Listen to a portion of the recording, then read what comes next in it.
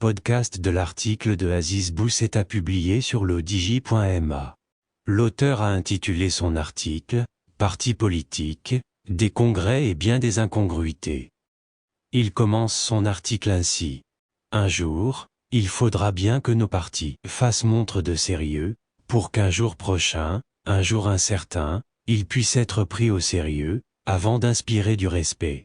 Au dire de la Constitution, si on peut dire, les partis servent à encadrer une population, à l'instruire à la chose politique, et à aligner des candidats, qui deviendront des élus qui seront dépositaires de la souveraineté de la nation, avec majuscule. Cela est la théorie. Voyons la pratique.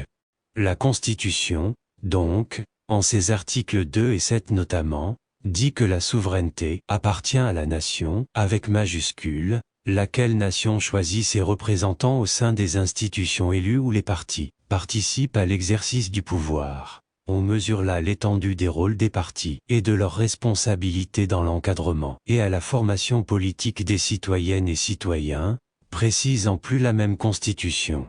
Alors donc les partis, 3 congrès sont attendus, enfin, façon de parler, celui de l'Union constitutionnelle s'étant même tenu dans l'indifférence générale. Des congrès attendus, tendus au Parti du Progrès et du Socialisme et au mouvement populaire, plutôt détendus à l'Istiklal. L'auteur poursuit son article ainsi.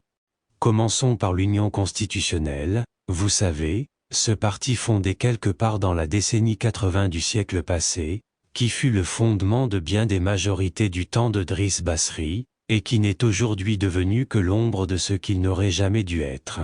Mais soyons magnanimes, si l'erreur est humaine, elle peut être aussi historique, ce parti ayant réussi la prouesse de fonctionner sans direction, puis avec une direction tournante, avant qu'il ne connaisse ce très grave problème consistant à avoir moins d'adhérents que de postes à pourvoir. Évidemment, Driss Basri n'est plus là, à l'issue du congrès du week-end dernier, un nouveau SG a été élu, dont le nom importe peu.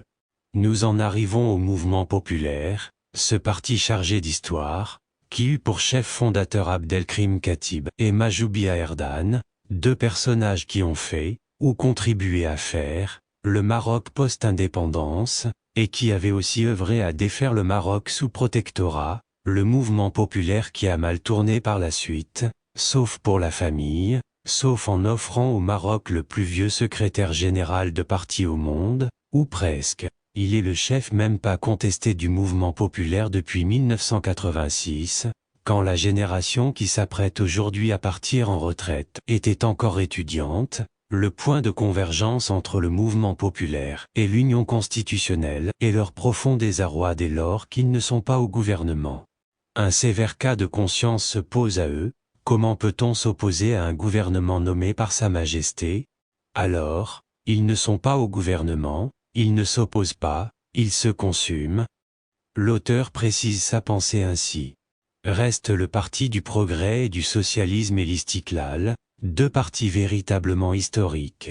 Le Parti du Progrès et du Socialisme, qui fut communiste, qui batailla avant de se tailler des fonctions ministérielles ou diplomatiques sur mesure, qui fut ce qu'il ne sera plus jamais et qui est ce qu'il ne fut pas, à sa décharge, reconnaissons-lui, et à son chef, tout de même un certain courage idéologique, sur les grandes réformes sociétales, comme l'avortement et l'égalité en héritage, un secrétaire général qui dit tout une grande partie de ce que d'autres pensent bas, mais un secrétaire général, qui ne trouve pas de remplaçant et qui donc se garde sa place tous les 4 ans. On verra bien pour cette année, s'il acceptera d'entrer dans l'histoire ou s'il persistera à nous et à ceux raconter des histoires. Et l'Istiklal, il doit normalement tenir sa grande messe incessamment. Le dernier congrès remonte à septembre-octobre 2017 quand, au terme d'une lutte homérique de Tahadoulia et d'assiettes qui volent, entre partisans surchauffés de Hamid Chaba et Amiso British, pour la plupart, de Nizar Baraka, ce dernier l'emporta, grâce quand même au concours décisif des hommes de Hamdi Ould Rachid, lequel Hamdi Ould Rachid a reçu sa récompense en investissant pratiquement toutes les hautes instances du parti et de l'État, du moins celles confiées à l'Istiklal. Là Hamdi veut même aller plus haut, tenant le rôle d'un Iznogu istiklalien, mais les gens sérieux lui ont rappelé certaines vérités tout aussi sérieuses. Il ne reste plus qu'à espérer que l'actuel patron Nizar Baraka ne prenne pas l'eau. L'auteur conclut son article ainsi. Dans cet épisode très simpsonien des partis au Maroc, il manque bien sûr ceux qui ont déjà tenu leur congrès.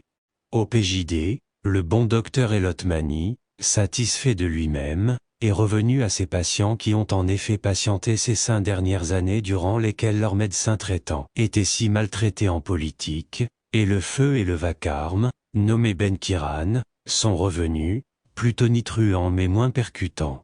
À l'USFP, le conducator a rempilé et au Niçois qui mal y pense.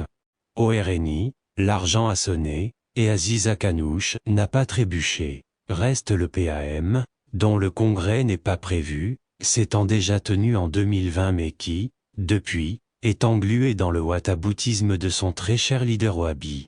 Voilà pour la séquence partie incongrue du plus beau pays du monde. Rédigé par Aziz Bousseta et lu par l'intelligence artificielle de l'Odigi Media.